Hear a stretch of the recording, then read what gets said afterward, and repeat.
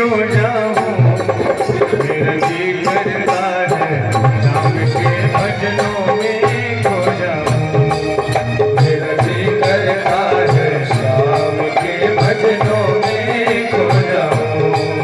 गोविंद मेरो है, गोपाल मेरो है, गोविंद मेरो है, गोपाल मेरो है।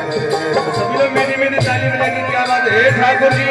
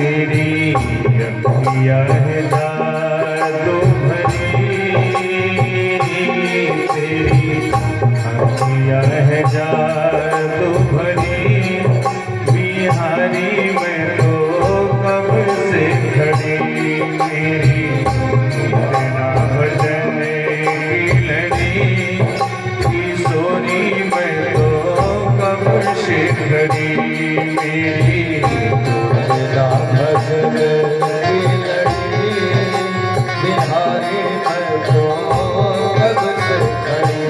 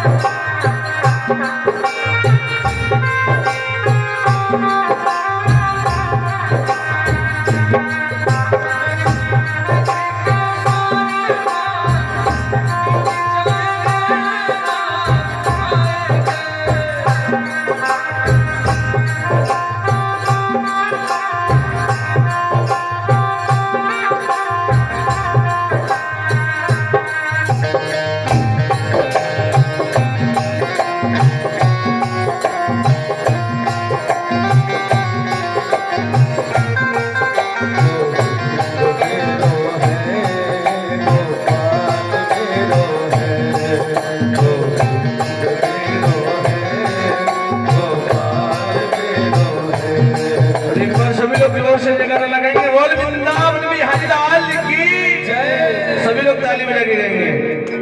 गोविंद मेरो है, गोपाल मेरो है, गोविंद मेरो है, गोपाल मेरो है, बिहारी नंदलाल मेरो है, बिहारी नंदलाल मेरो है, राधा रमण बिहारी नंदलाल मेरो है, राधा रमण बिहारी नंदलाल मेरो है, गोविंद मेरो है, गोपाल मेरो है, गोविंद मेरो है, गोपाल मेरो है, गोपाल मेरो है, गोपाल मेरो है, गोपाल मेरो है। बोले राधे कृष्ण भगवान की जय, बोले श्रीमद् भागवत महापुराण की जय, बोले यज्ञ पुरुष भगवान की जय। आइए सज्जनों, हम सभी लोग कथा की विषय वस्तु में प्रवेश करेंगे।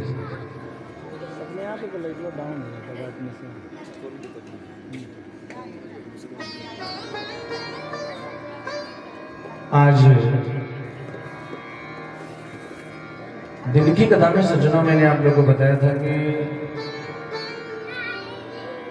भगवान का नामकरण संस्कार गर्गाचार्य जी ने आकर के कृष्ण और बलराम दोनों का नामकरण संस्कार किया है। भगवान भोलेनाथ भगवान श्री कृष्ण के बाल रूप का दर्शन करने के लिए जाते हैं। उसी दिन से भगवान भोलेनाथ का एक नाम नंदेश्वर महादेव पड़ गया।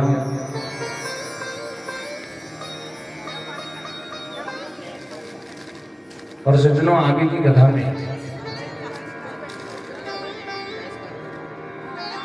कन्हैया 1 वर्ष के हो गए। धीरे धीरे मेरा गोविंद 1 वर्ष का हो गया और आज गोविंद घुटमन चलना शुरू कर दिया। घुटमन समझते हैं ना आप लोग? भगवान बकैया चलना शुरू कर दिया और यहां से भगवान की बाल लीलाएं प्रारंभ हो रही है। एक दिन की बात है सज्जनों, नंद बाबा यमुना से स्नान करके लौटे। जैसे ही अपने महल में प्रवेश कर रहे हैं तो कन्हैया बिल्कुल दरवाजे पे बैठा था। नंद बाबा हाथ में यमुना का जल लेकर के और अपने पूजा के कक्ष में जाने लगे। सज्जनों, जो लोग वैष्णव लोग होते हैं ना, उनके घर में शालिग्राम भगवान होते हैं, ठाकुर जी होते हैं और वैष्णव लोग ठाकुर जी की सेवा किया करते हैं, पूजा करते हैं।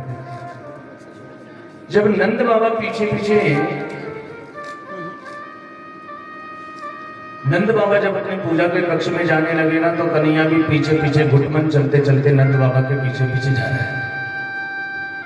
और जैसे ही नंद बाबा पूजा के कक्ष में प्रवेश किए तो कन्हैया भी पूजा के कक्ष में जाने लगा। नंद बाबा ने कहा, बेटा दूर दूर। कन्हैया छोटा सा है, अच्छे से बोल भी नहीं पा रहा है, बड़े तुल पिला करके बोलता है कन्हैया। कन्हैया क्यों नहीं कह पा रहा है तो नंद बाबा से कहता है, बाबा क्यों?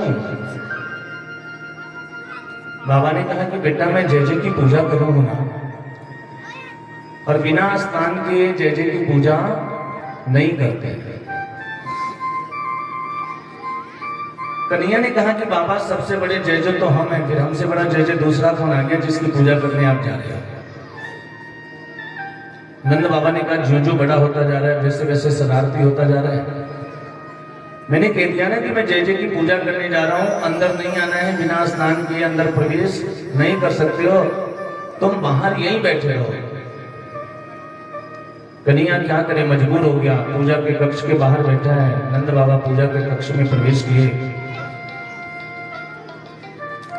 और सज्जनों, प्रवेश करने के बाद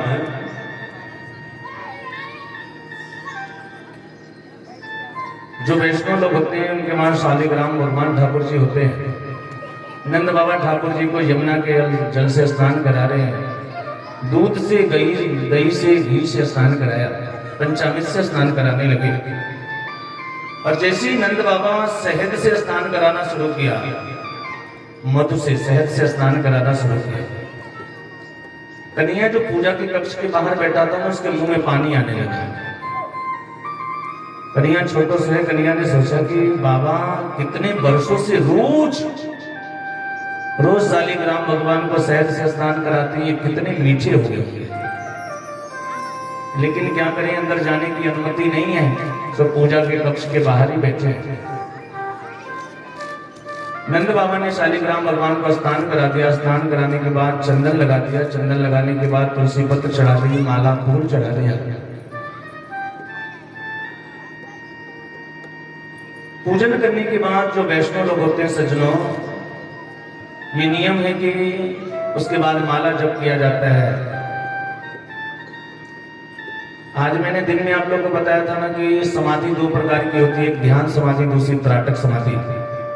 उसी प्रकार से माला भी जप करने की 2 विधि है। कुछ लोग माला जप करते समय अपनी आंखों को बंद कर लेते हैं ताकि हमारा ध्यान इधर उधर ना जाए, और कुछ लोग माला जप करते समय अपने चेहरे पे तौलिया डाल लेते हैं। नंद बाबा ने भी अपने चेहरे पे तौली रखा और माला जप करना शुरू किया। दोनों का मतलब इतना ही है कि हमारा ध्यान इधर उधर बटे ना, पूजा से इधर उधर डाइवर्ट ना हो। नंद बाबा भी चेहरे पे तौली रख करके माला जप करना शुरू किए। कन्हैया ने सोचा इससे बढ़िया मौका नहीं मिलेगा। कन्हैया तुरंत पूजा के कक्ष में प्रवेश कर गया। नंद बाबा के बगल में जाकर के पालथी लगा करके बैठ गया और तुरंत सिंहासन में से ठाकुर जी को उठाया, फटाक से अपने मुंह में रख लिया। इधर नंद बाबा की माला पूरी हुई। नंद बाबा आंख खोल करके देखते हैं, सामने सिंहासन में से ठाकुर जी गायब। बाबा बड़े चक्कर में पड़ गए। अभी तो यहीं थे, अभी चंदन लगाया था, तुलसी पत्र चढ़ाया था, फूल चढ़ाया था, कहां चले गए? ढूंढने लगे कि कहीं ऐसा तो नहीं कि बहुत सारा फूल है माला में, फूल में, पत्तियों में कहीं दब गए हैं। फूल सब फूल पत्ती हटा हटा करके देखने लगे, कहीं भी ठाकुर जी दिखाई नहीं दे रहे हैं। ढूंढते ढूंढते जैसे ही नंद बाबा की नजर बगल में पड़ी, अपने बगल में सर घुमा करके देखते हैं तो छोटे महाराज जी बैठे थे और इनका मुंह भी फूला हुआ था। नंद बाबा ने कहा, लाला तू अंदर कब आयो? अब कन्हैया मुंह में तो रखा है पत्थर, सो आवाज नहीं निकली, बोले तो बोले कैसे? अब आप लोग ऐसा नहीं कि मैं बता रहा हूं तो घर जाके प्रैक्टिस करना शुरू कर दीजिएगा, मुंह में पत्थर रख के बोलिएगा, देखिए आवाज निकलती है कि नहीं निकलती। कन्हैया का मुंह फुला हुआ है, छोटे से कन्हैया है, 50 ग्राम के 40 ग्राम भगवान को मुंह में रखा है। नंद बाबा ने कहा, बेटा अंदर कब आया?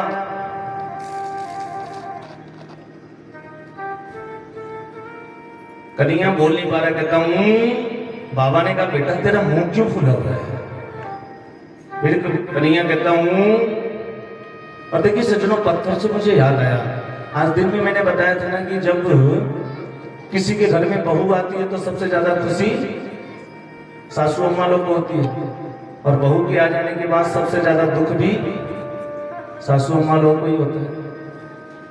सो पत्थर से मुझे याद आया सज्जनों, एक गांव में एक घर में बहू आई थी, बिल्कुल नई नई, और बहू थोड़ा अलग आज के पाश्चात्य कल्चर की थी और सासू माँ पुराने जमाने की थी। दोनों का तालमेल नहीं बनता था। सासू माँ अपनी बहू से बड़ी दुखी थी रहती थी। एक दिन की बात है कि उसके घर में एक पंडित जी आए, तो संजोग से जो पंडित जी आए ना, वो सासू माँ के मायके के थे, और मायके के लोगों से तो ज्यादा ही लगा होता है, कोई परिचय ना हो और आपके दरवाजे पे कोई फेरी लगाने वाला पहुंच जाए और बातों बातों में ये पता लग जाए कि हमारे मायके के साइड का है, भले गांव का नहीं है, उस क्षेत्र का है।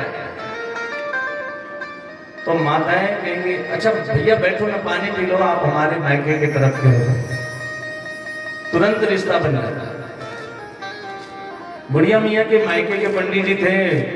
बुढ़िया मियाँ ने जैसे देखा, खूब बडाम बडाम किया, आसन पे बिछाया और बाबा से बोली कि बाबा मैं आपके लिए जलपान लाती हूँ। जलपान ला करके दिया।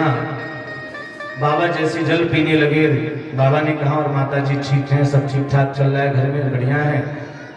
बुढ़िया मियाँ ने कहा, बाबा यही तो नहीं बढ़िया है, घर में ही तो ठीक ठाक नहीं चल रहा है, बाकी तो सब बढ़िया है। बोले क्यों? बोले ये जो हमारी बहू है ना, ये मुझे देखना नहीं चाहती है, चाहती है कि कब बुढ़िया मर जाए, करकंड खत्म हो जाए। आप कोई ऐसा मंत्र बना के दे देते मुझे, कोई ऐसा तंत्र मंत्र बना के दे देते, कुछ ऐसा बना के मंत्र पढ़ के देते, मैं इसको खिला देती और ये मेरे बस में हो जाती। ये मेरी बहू मुझे देखना नहीं चाहती। अच्छा मैं आप लोगों को बताऊं, माताएं सब चक्करों में ज्यादा रहती हैं। उनको कुछ भी हुआ तो बाबा तक कुछ बना देती है ईश्वर, तो बाबा ब्रह्मा जी थोड़ी ना। बुढ़िया मियाँ ने कहा कि ये मेरी बहू मुझे देखना नहीं चाहती है, और जब ये बात बुढ़िया मियाँ पंडित जी से कर रही थी ना, तो बहू बिल्कुल खिड़की में कान लगा करके सुन रही थी कि हमारे कौन शिकायत करते हैं। बुढ़िया मियाँ बोली कि बाबा आप 2 मिनट बैठिए, हम आपका दी चाय बना के लाओ तनी। जैसे ही बुढ़िया मियाँ चाय बनाने गई, इतने में जो पतोहिया रहे ना, घर में से आकर तुरंत बाबा के गोड़वे पकड़ लगे। सारे बाबा ये बूढ़ा जितना कहत रही सब झूठ कहत रही, एक को बात सही ना कहत रही। हमके देख के रे बताइए, सब लगा था हमें सब सोचब उम्र जी है तो हमके काम मिल जाए। हम इनके तो खूब सेवा करेनी की है, हमके देखल ना चाहे, खाली अपने लेकिन ये के खूब मान जान करेगी, हमके तनिको ना माने। आज जोनी कहली है ना कि ऐसा बना के दे दी कि हमें के खिया दी, हमरे बस में हो जाए, तो एकरे खातिर मत बनाई, हमरे खातिर बना दी। हमके ऐसा बना के दे दी कि हम ये बूढ़ा के खिया दी, बूढ़ा हमरे बस में। बाबा समझ गए कि दोनों तरफ बीमारी एक ही है, वो कहती है मेरे बस में हो जाए और ये कहती है मेरे बस में। बाबा ने बहू से कहा कि बेटा देखो अभी तो मैं कुछ लेके नहीं आया हूं, लेकिन कुछ दिन पहले, मात्र अभी 15 दिन पहले मैं कामरू कामाख्या गया था। वजह से वो बहुत सिद्ध पत्थर लेके आए बनी, सब मंत्र वही पत्थरवे पे सिद्ध बा।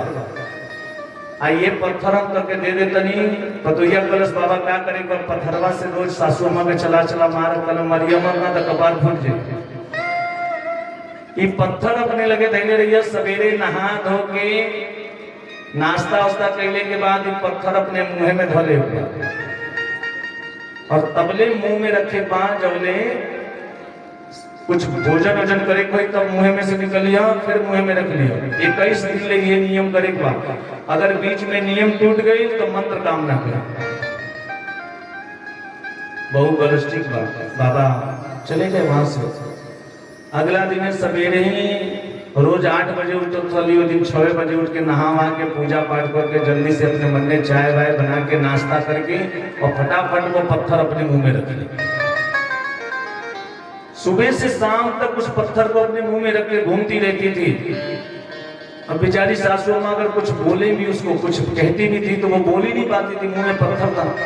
और बाबा कहते कि पत्थर को मुंह में से निकालना नहीं है, निकाल दोगी तो मंत्र काम नहीं करेगा। दिन भर पत्थर अपने मुंह में रख के घूमती रहती थी। शाम को जब सोना होता था तो पत्थर निकालते थे, फिर सो जाती थी। सज्जनों 7 दिन एक तरह बीत गए। अच्छा बताइए, घर में दुइये लोग होके, एक आदमी खूब बोले कितनों बोलत रहे, एक आदमी बोलबे न करे, झगड़ा हो। और बहू बिचारी पंडित जी के चक्कर में अंदर से गुस्सा तो बहुत आता था, क्या कर दे बुढ़िया का, लेकिन बोलती नहीं थी कि अगर पत्थर बाहर से निकल गया तो मंत्र खराब हो जाएगा। 7 दिन हो गए जब बहू नहीं बोलती थी तो सासू माँ को लगा कि हम पंडित जी से कहिए कि बाबा कुछ बना के दे दी, हमारे पतोहिया हमारे बस में हो जा। लगता बाबा कुछ मंत्र पढ़ के गए बने, कर मती बदल गए। इतना झगड़ा कर रही 7 दिन से एकदम बदल गए, कुछ बोलते नहीं थे।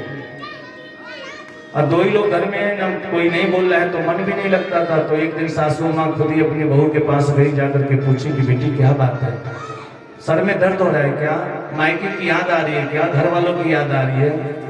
अच्छा रुका हम जरा खातिर चाय बना के लाओ। बुढ़िया मैया गई, खुद ही चाय बना के लाई, खुद भी पी और बहू को भी दिया। बहू मनी मन खुद खुश हो रही है, लग रहा है बाबा के पत्थरवा जो दिले बने मंत्रवा काम करे शुरू कर। ये जो बुढ़िया देखना चाहते हो हमके चाय बना के ला के देती है। सज्जनों धीरे धीरे 21 दिन होते होते दोनों में आपस में इतना प्रेम हो गया, इतना प्रेम हो गया कि सारा घर का माहौल वातावरण सब बिल्कुल बदल गया। कुछ दिनों के बाद पंडित जी घूमते घूमते गांव में उस घर में पहुंचे।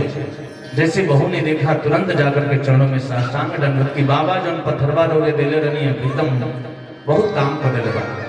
ये बुढ़िया जो आपके देखल ना चाहत वाली है, आज अपने हाथे से चाय बना के हमके देगी। तो सज्जनों में चर्चा कर रहा था पत्थर की।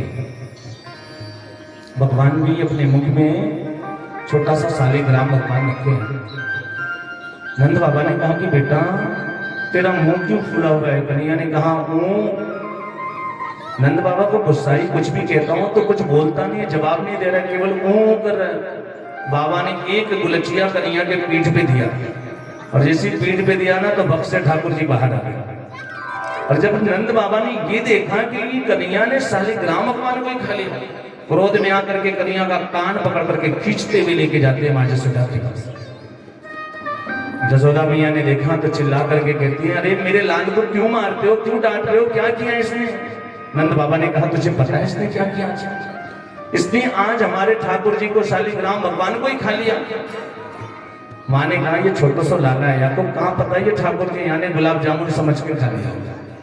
और एक बात बताएं सज्जनों, बच्चे जो बात मारने से नहीं समझते ना, अगर उनको प्यार से समझा दिया जाए तो वो समझ जाते हैं।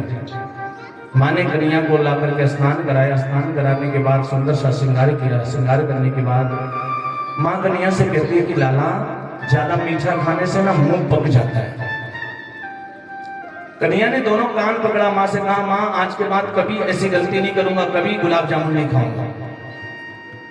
इधर नंद बाबा ठाकुर जी को लेकर के जाते हैं, ले जाकर के जमुना से स्नान कराया, प्रायश्चित गोदान किया है।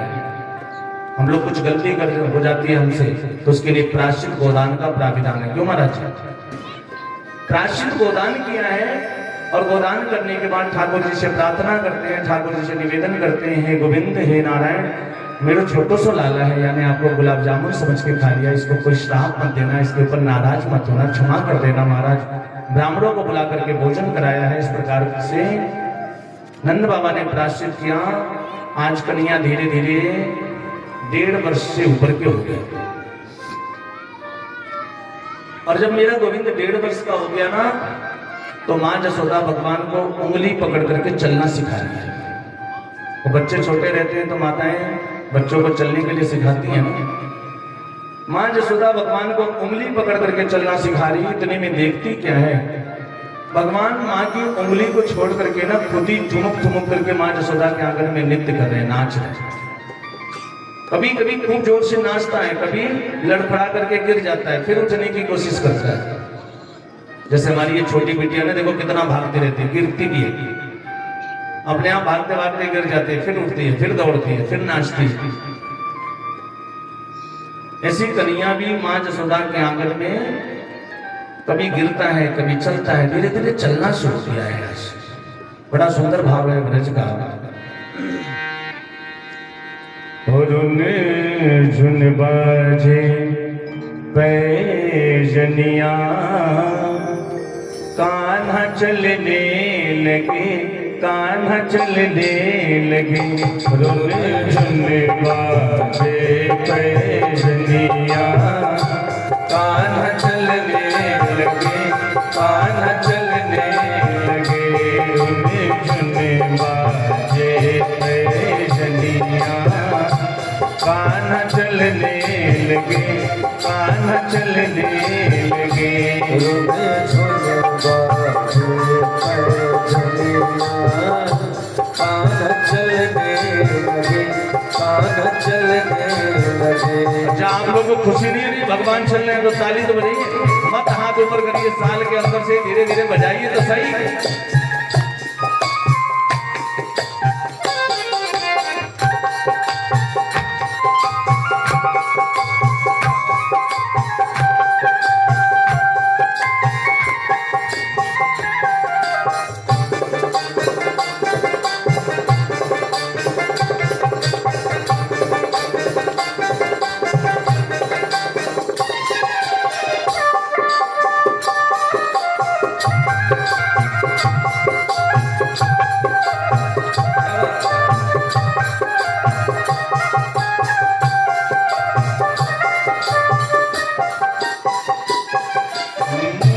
कभी चले डगमग, कभी गिरही पड़े, कभी चले डगमग, कभी गिरही पड़े, कभी चले डगमग, डगमग डगमग डगमग डगमग, कभी चले डगमग, कभी चले डगमग, कभी गिरही पड़े, कभी चले डगमग, कभी गिरही पड़े, गिर गिर के कन्हैया संभलने लगे, गिर गिर के कन्हैया संभलने लगे, रुन झुन बाजे पैजनिया, कान्हा चलने लगे, कान्हा चलने लगे, रुन झुन बाजे पैजनिया, कान्हा चलने लगे, कान्हा चलने लगे,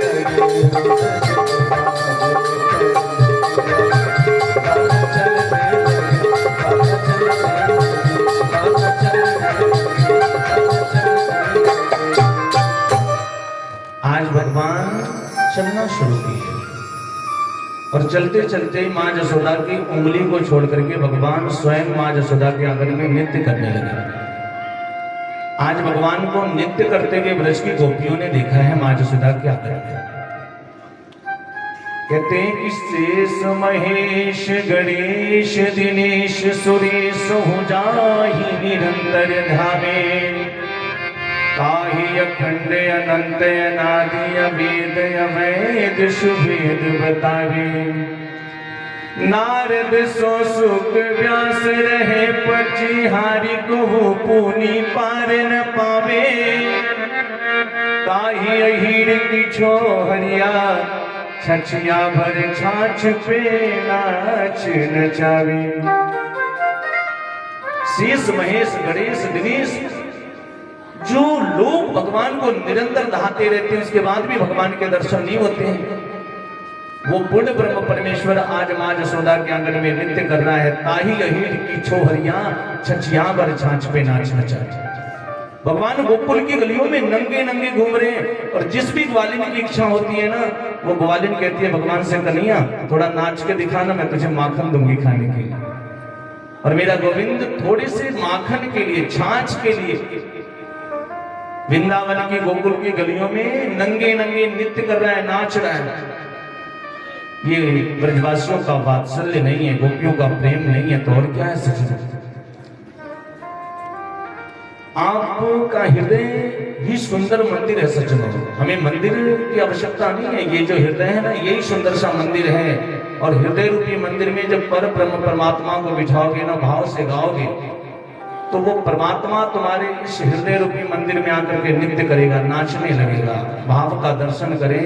जसोदा के लाला को कोई चीज अच्छी नहीं लगती है। मैया कभी जसोदा भगवान को दोसाला उड़ाती है ना, नहीं, दौड़ते दौड़ते गोविंद, क्योंकि उन्हें कारी कमरिया ही अच्छी लगती है। ऐसा सुंदर गोपाल नृत्य करते हैं। जसोदा तेरे भाग्य की कहीं ना जाए, कौन वर्णन कर सकता है माँ जसोदा के भाव का, सज्जनों, उनके वात्सल्य का, उनके प्रेम का।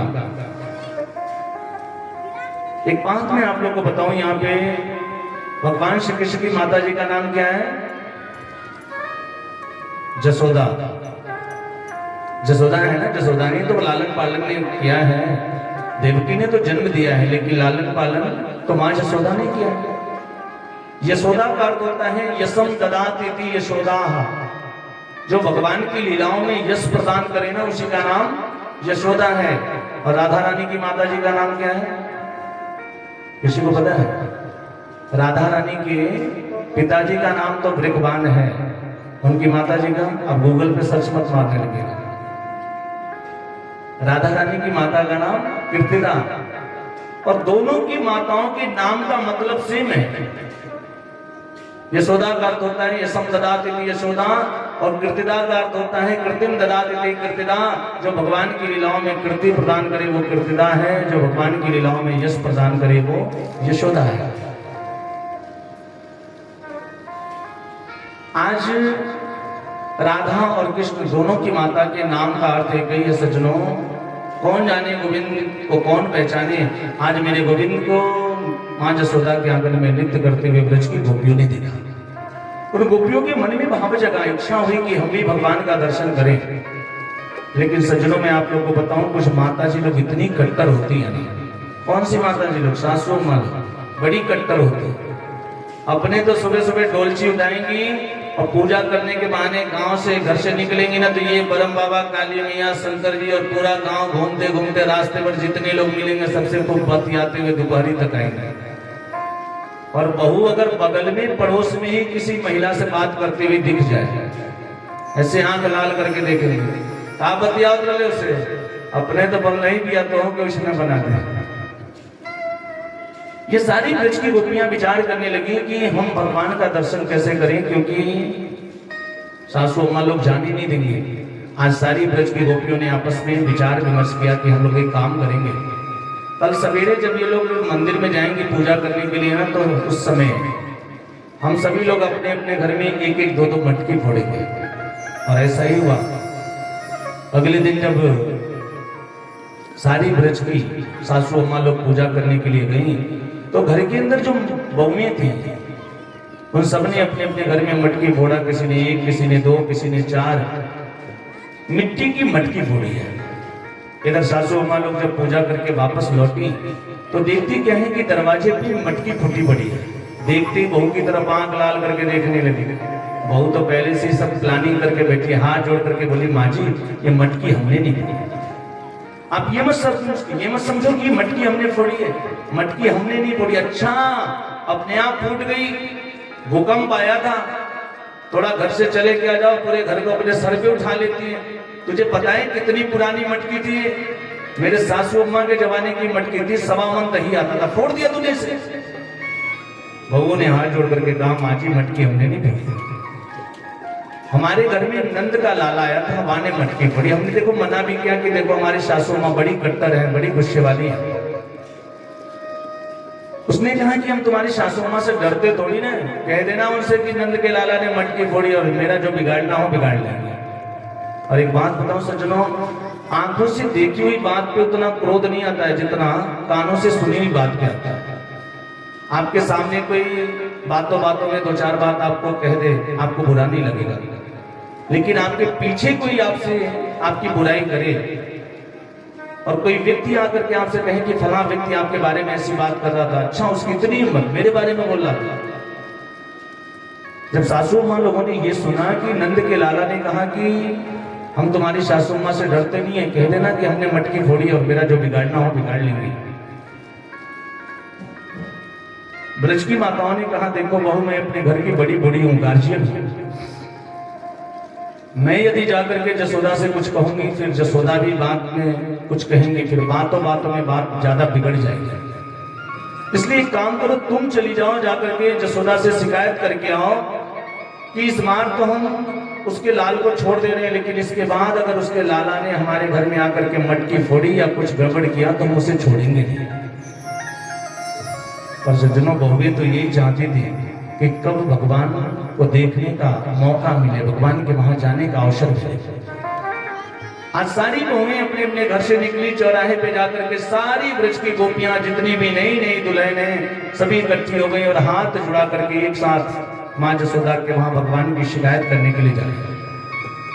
सुखदेव जी कहते हैं कि राजा परीक्षित, ये शिकायत करना, उलहना देना, ये तो एक बहाना है भगवान से मिलने का। वास्तविकता यह है कि ये गोपियां भगवान की शिकायत करने नहीं बल्कि भगवान का दर्शन करने के लिए जा रही हैं।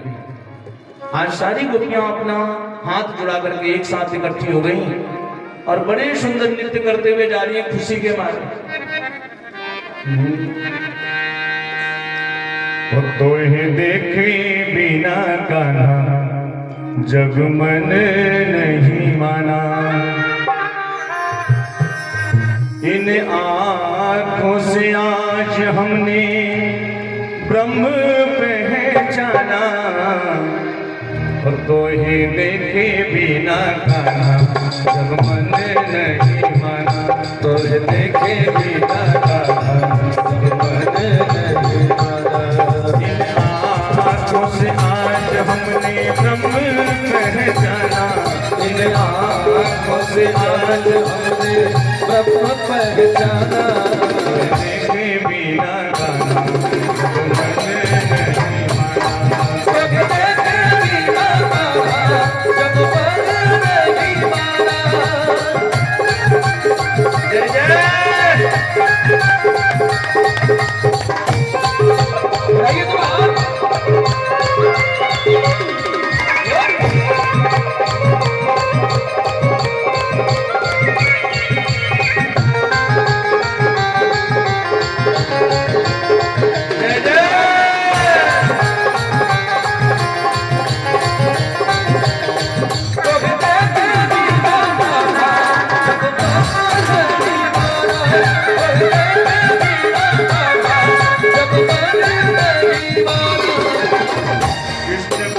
कमलों में मन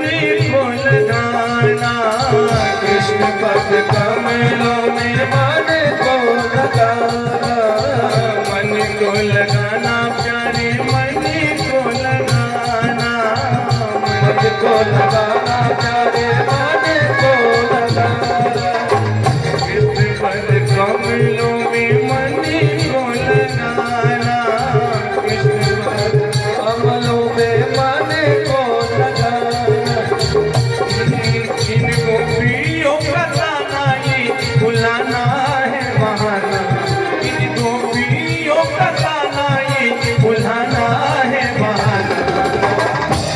वृंदावन बिहारी लाल की जय। तो ही देखे बिना गाना जब मन नहीं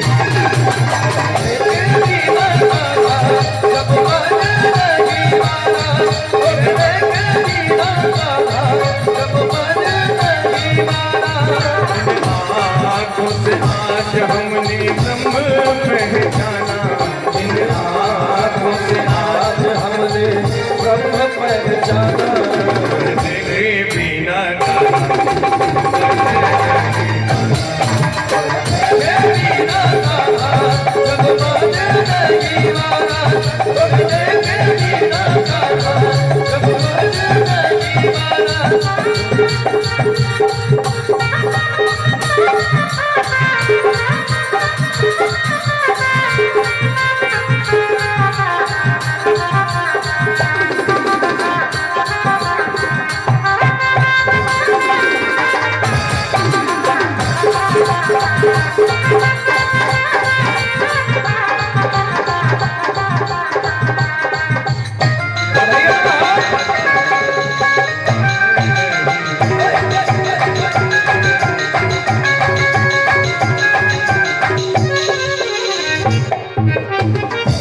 राधे कृष्ण भगवान की जय, बोले जगत पुरुष भगवान की जय।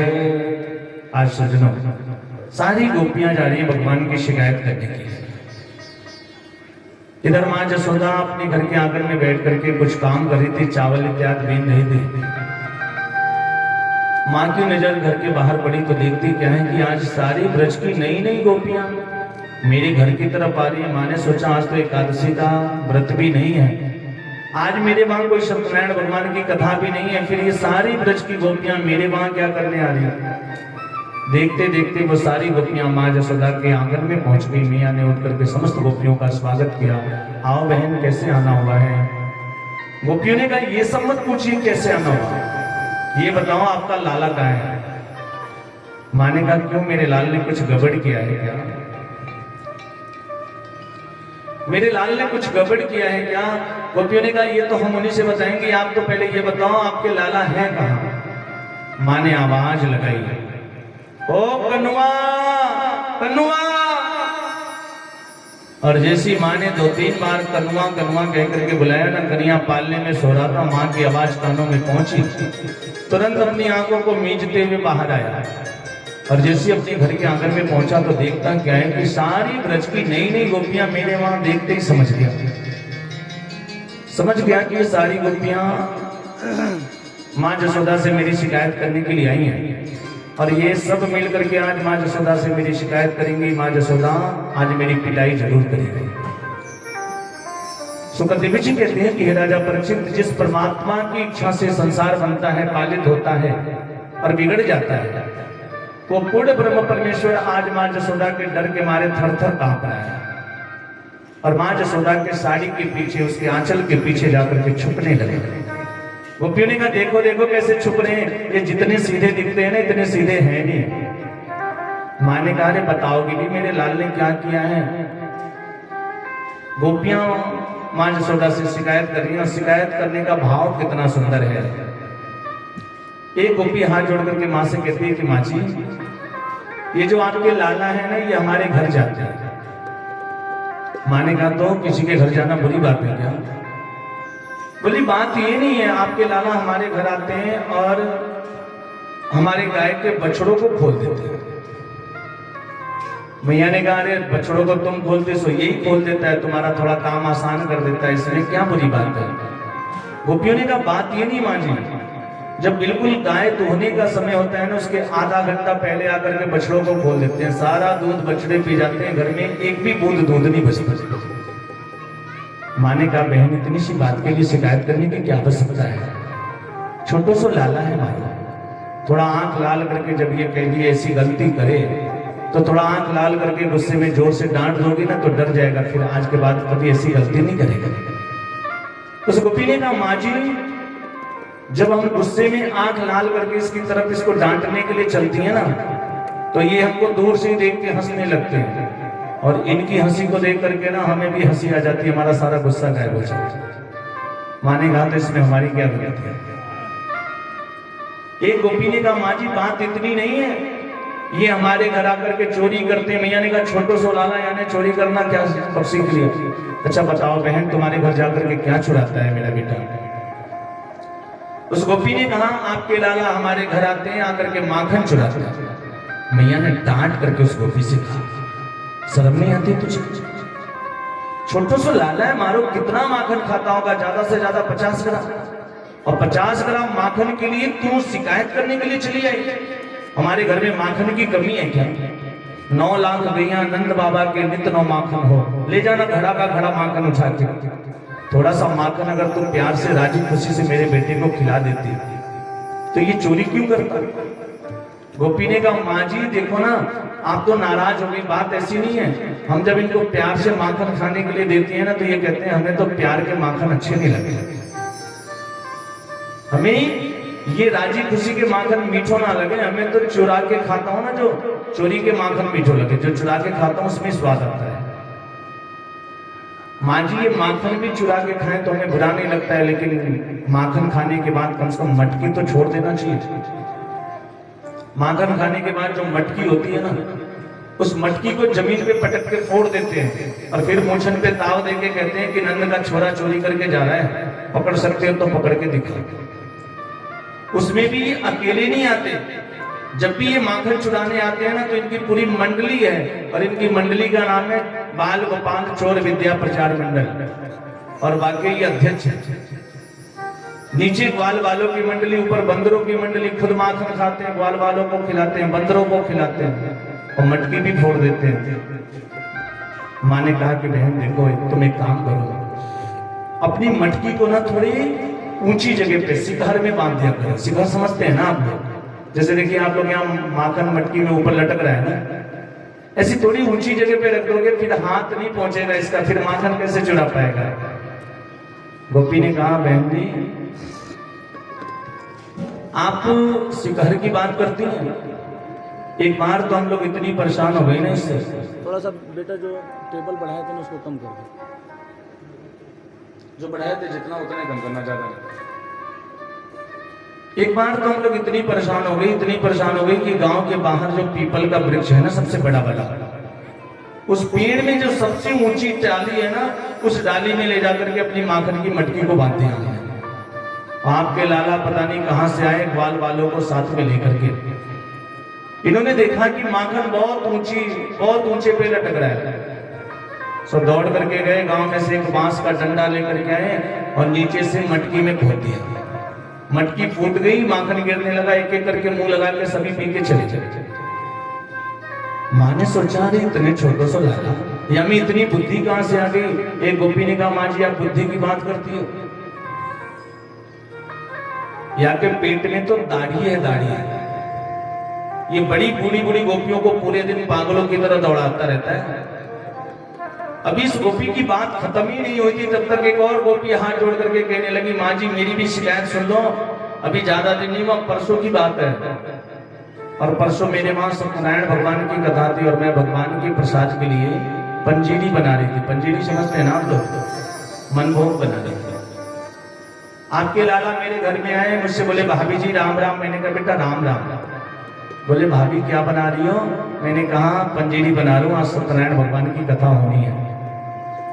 दौड़ करके गए, गांव में से छोटे छोटे कुत्ते के बच्चों को उठा लाए और ला करके सत्यनारायण भगवान के आश्रम में बिठा दिया और मुझसे बोले भाभी जी अपने सत्यनारायण भगवान का दर्शन नहीं करोगे? मैं जाकर के देखी ना तो भगवान के आश्रम में कुत्ते के बच्चे झूल रहे थे।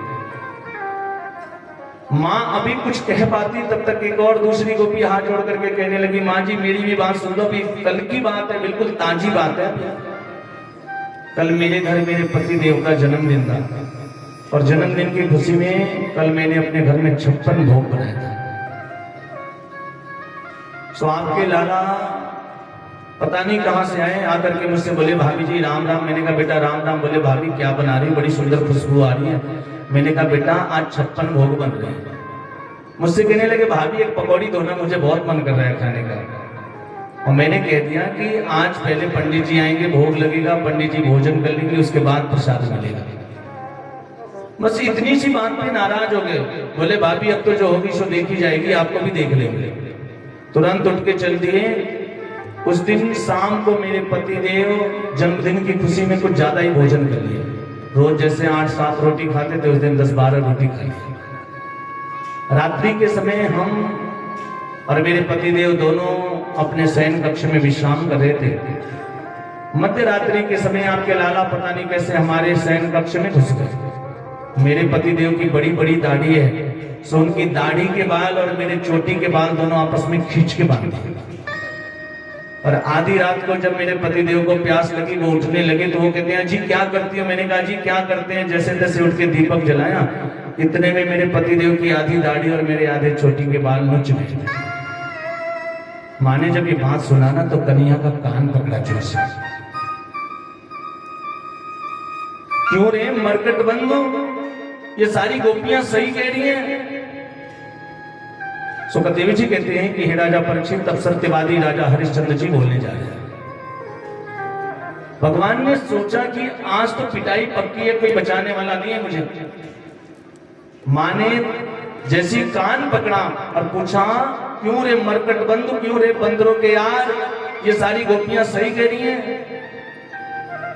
कन्हैया ऐसे भोलेपन में कहता है हाथ जोड़ करके, मां तुझे अपने बेटे पे यकीन नहीं है?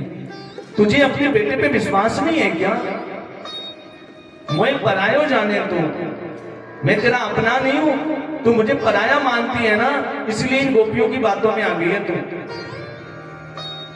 कन्हैया ने बड़े सुंदर भाव में कहा, इनको पतियारो करे, इनको पतियारो करे, मैं तस्कर ये शाह, अरे चोरी नाम मेरो धरे, मेरो होन न देगी ब्याह।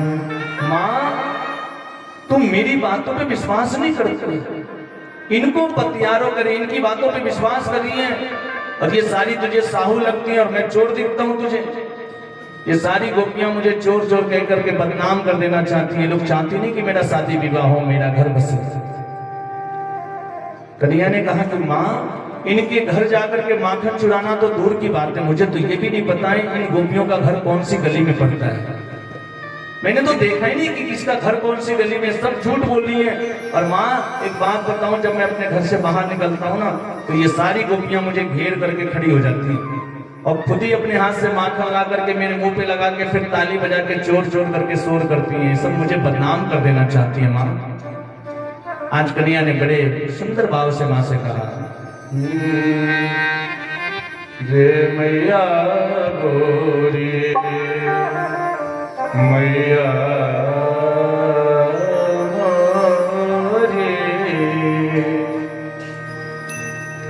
रे मैया भोरी, मैं नहीं मां मैंने खायो, रे मैया भोरी, मैं नहीं माखन खायो, और भयो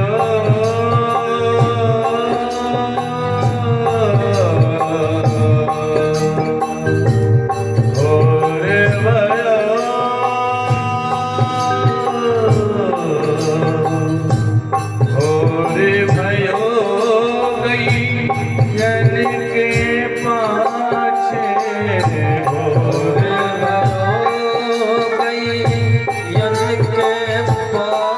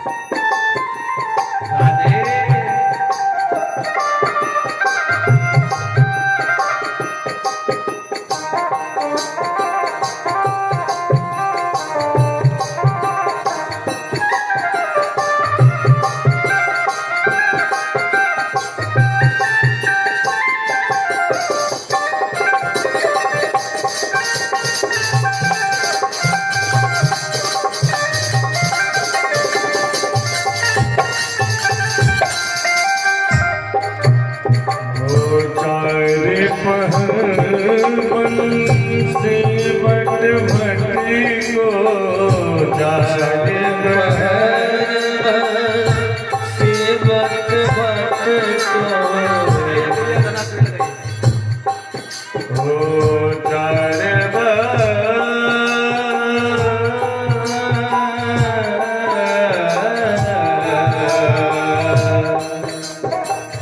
चार पहर सेवक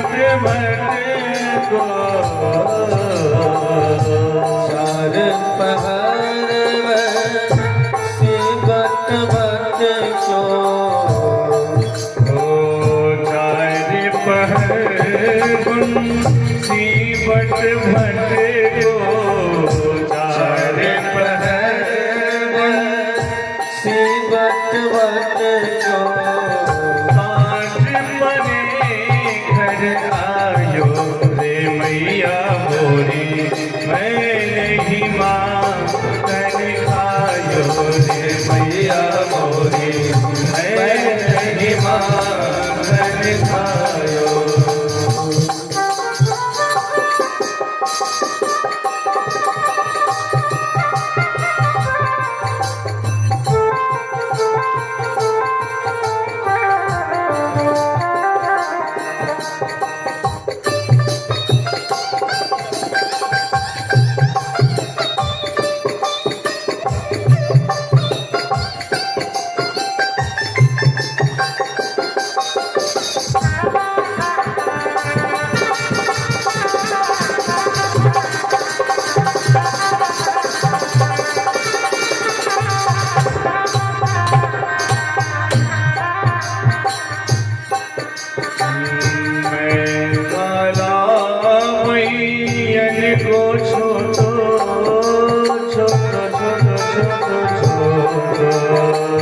मैं बालक बहन को छोटो मैं बालक बहियन को छोटो मैं बालक बहन को छोटो। माँ से कहते हैं कि माँ मैं तो बालक हूँ, मेरा हाथ भी इतना छोटा छोटा है, तुम ही बताओ ना मैं माखन कैसे चुरा सकता हूँ। मैं बालक बहियन को छोटो मैं बालक बहन को छोटो पर बस मुख लपटायो पर बस मुख लपटायो रे मैया मोरी मैं नहीं माखन खायो रे मैया मोरी मैं नहीं माखन खायो रे मैया मोरी मैं नहीं माखन खायो रे मैया मोरी मैं नहीं माखन खायो रे मैया मोरी मैं नहीं माखन खायो। बोल राधे कृष्ण भगवान की जय। बोल जगत पुरुष भगवान की जय।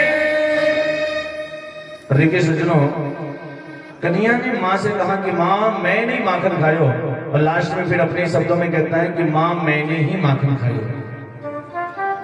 अपनी बातों को स्वीकार कर लेते हैं। आप लोग को एक बात बताऊं, एक बार की बात है सज्जनों,